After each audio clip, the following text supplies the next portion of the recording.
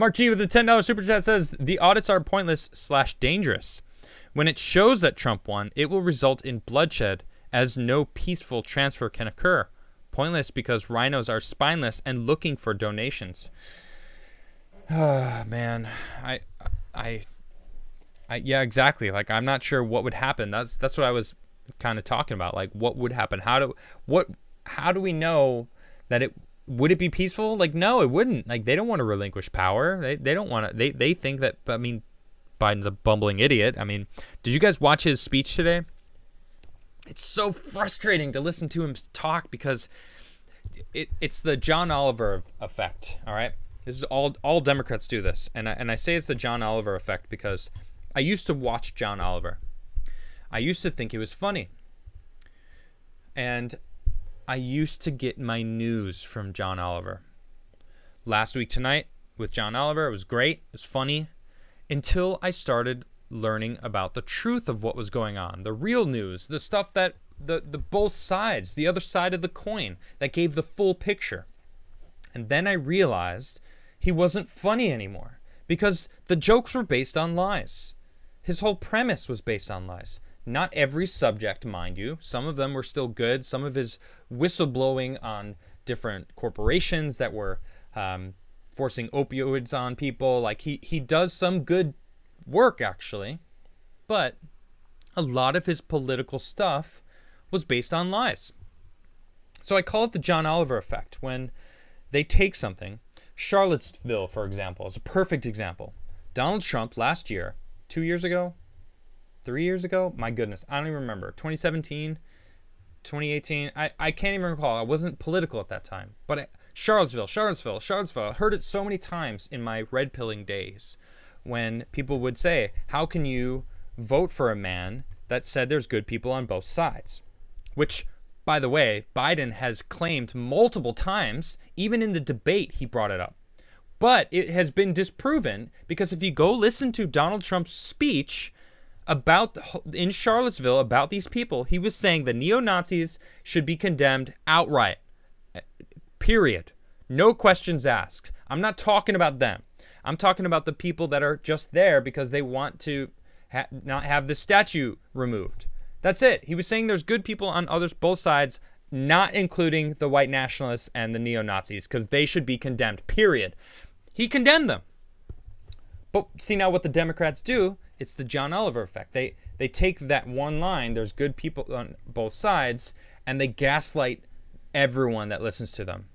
All right? Over and over and over again. So listening to Biden speak, basically every single time this man opens his mouth now is this whole, here's these little snippets of things based on lies. Or he also, what they do is they're talking about the infrastructure bill, right? Which has some things in it that I agree with, that I'm like, all right, I want infrastructure. And then he would say, but the Republicans don't want this stuff. It's like, are you serious? Republicans want infrastructure. They want America first. They want our infrastructure built up. They don't want the trillions of dollars of fluff that you added into the bill. That's what they're against. But you straight up are sitting here lying to the American public saying, hey, well, we want to build electric vehicle infrastructure so people can charge their cars moving into the future, which, okay, I want that too. That sounds great. And guess what? That's not what they're against. They're against critical race theories in school. Having people coming over the border and you giving them amnesty as part of this infrastructure. They're not infrastructure. Okay? We're infrastructure. Americans are. All right? Not these illegal immigration, these illegal immigrants coming across the border. And he gaslights these people. And then these people go on the internet and they go, how dare these Republicans be against immigration, be against infrastructure? They don't want the roads fixed. Dude, they wanted the road fixed way before you did. Granted, pretty much everyone, I mean, someone said about rhinos, they're all wanting money. They're all looking for donations. I don't know if there's anyone in government. All right, there's a few out there. All right. I like Ted Cruz. He calls a lot of people out. Love him or hate him. Rand Paul is pretty great. Gozer is pretty awesome. There's a couple great people in the government right now that I tend to like, but my goodness, I'm sick of the gaslighting.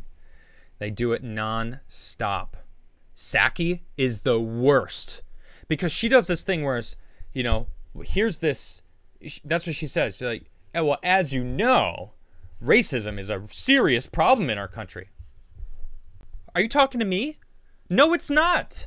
You guys are claiming that it is. You're claiming that it's a serious problem, but it's not a serious problem. You're making it a serious problem by saying it's a serious problem, by dividing people by their race. And that's it. They gaslight you. They just tell you. And these people are blind. They're clueless because they're not doing their research. They're not cross-comparing. They're not going to dig in and see the other side to see, hey, is this the way it really is? Oh, it's not? So she's actually lying?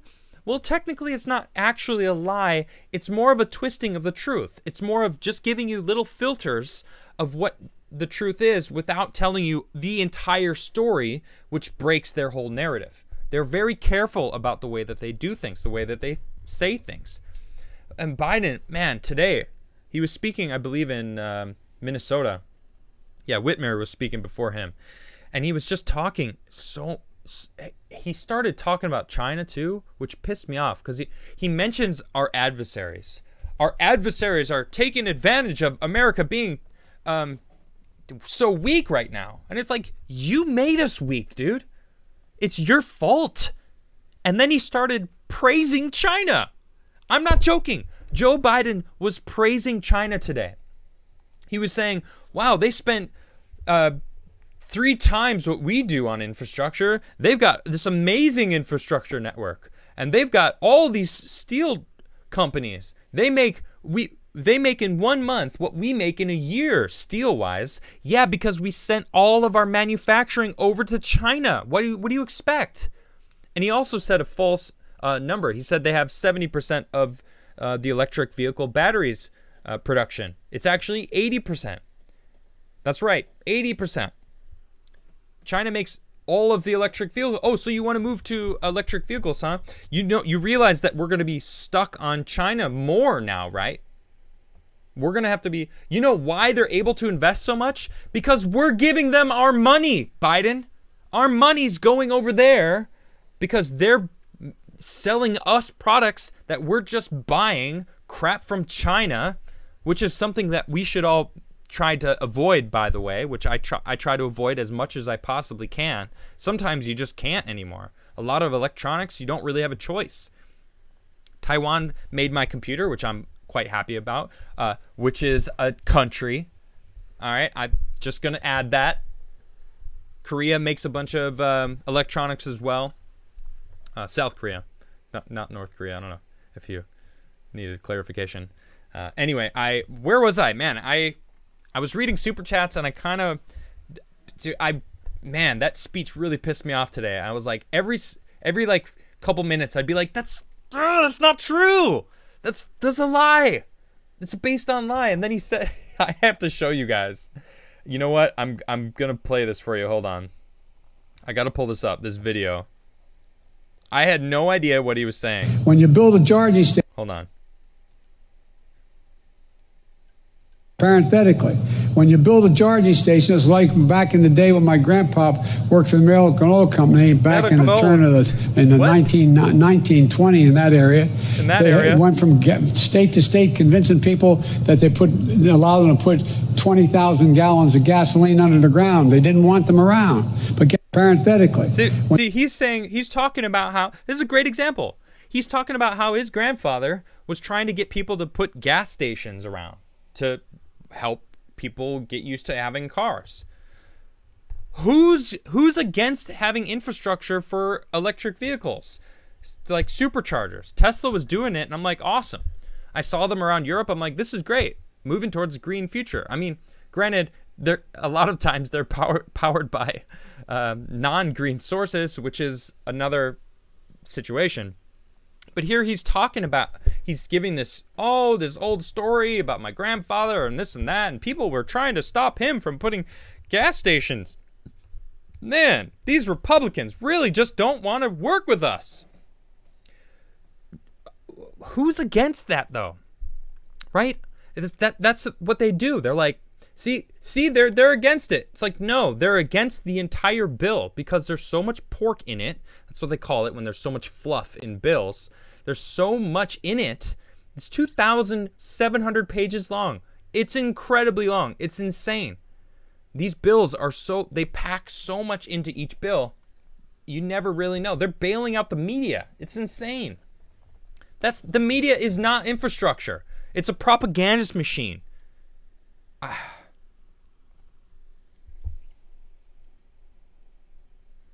right.